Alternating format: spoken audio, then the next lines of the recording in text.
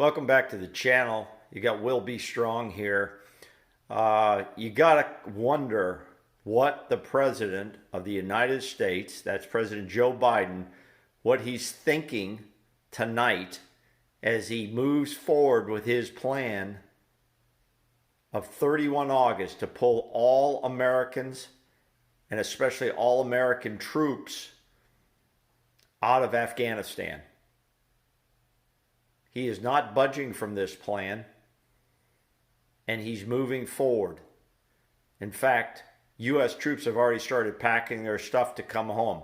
The question is, how many Americans, American citizens, are still in Afghanistan and still may want to get out?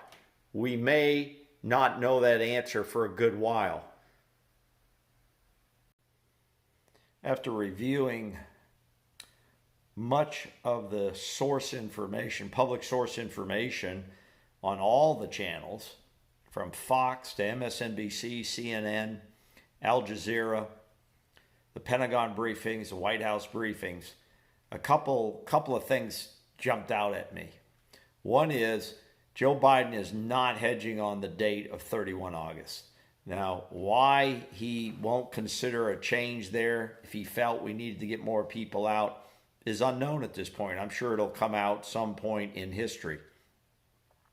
The second thing is we've already started pulling U.S. military off the air base there, off the commercial air base there. You have to. If you're going to get out by next Tuesday, you got to start getting non-essential people out.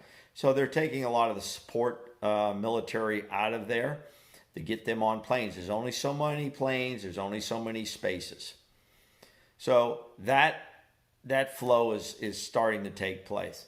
The question is, how many Americans are still out scattered around Afghanistan that actually want to get out? There doesn't seem to be a clear answer on what those numbers are. We're hearing all kind of numbers, and then you've got the conservative network of Fox blowing that number up. You've got other networks saying that no, it's far less. The State Department feels they've got a handle on the numbers, even though it's not exact. So nobody's saying that Americans are really going to get left behind here. But it's really hard to determine whether they will or they won't. So only history is going to tell us that in the few weeks or months after the last plane takes off out of Kabul. Now, the next thing that's appalling to me is the amount of equipment that has been captured by the Taliban. Now, some of this you couldn't do much about. U.S. forces turned over just extensive amounts of equipment, weapons, helicopters, some other fixed-wing aircraft to the Afghan national military. And when they fell within 7 days, they just abandoned that stuff. They wanted to get out of that uniform as quickly as possible and blend back into society like they never served a day in their life. Shameful as it is, all these weapons. Now, it's estimated there may be almost 1 million small arms weapons. That's rifles, like M16s. Left behind. I can't imagine how much ammunition. There's some count of over 22,000 type vehicles that the Taliban can now use, and almost 220 types of aircraft, total number of aircraft left in the country. Now, obviously, they probably can't fly any of that stuff, but it's still there that they can sell if they have to. Who's to say what the hell they'll do with it? Now, the question is, are we going to go back and take that stuff out and bomb it and try to destroy it? Unlikely. Don't look for that to happen. Don't look for that to happen. So the countdown is on. We've got until next Tuesday to get out. The Taliban says that's a red line. It would be a clear violation if we don't do that. We'll see what happens with the numbers here. If they continue to get out 5, 6, 7,000 people a day, the question is, are there people that can't get to the airport? You know, the Taliban, in my impression right now, they're securing the area around the airport because they don't want ISIS or Al Qaeda groups to come in there and disrupt this process. All it takes is a pickup truck with a couple of mortar tubes loaded on it to lob a couple of shells into that airport, and we're going to have total chaos. Total chaos. And I think Biden's very, very scared of that. So that's why he's trying to shorten, get this thing done and get people out of there. We'll figure out what the consequences are later on.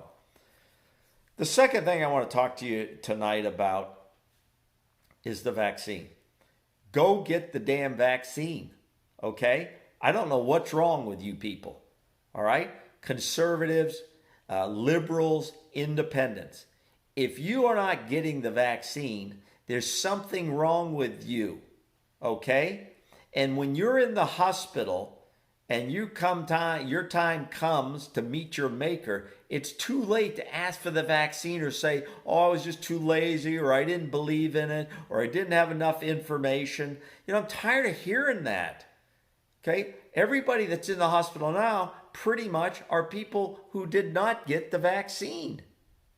What is wrong with you? Don't you believe this? Whether you voted for Trump, whether you voted for Biden, whether you didn't vote at all. It's unbelievable that you don't look and read and see the science. You think this is all made up?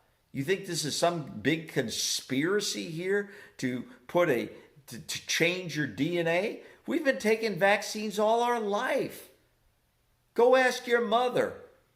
I had measles vaccine, mumps vaccine. I've taken all kind of pills because I've traveled all over the world into some very dangerous and dark places. And I took this vaccine.